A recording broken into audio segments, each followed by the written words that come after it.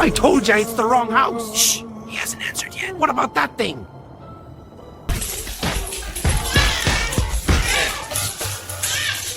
Why are they all here? It can't be real. Can I help you?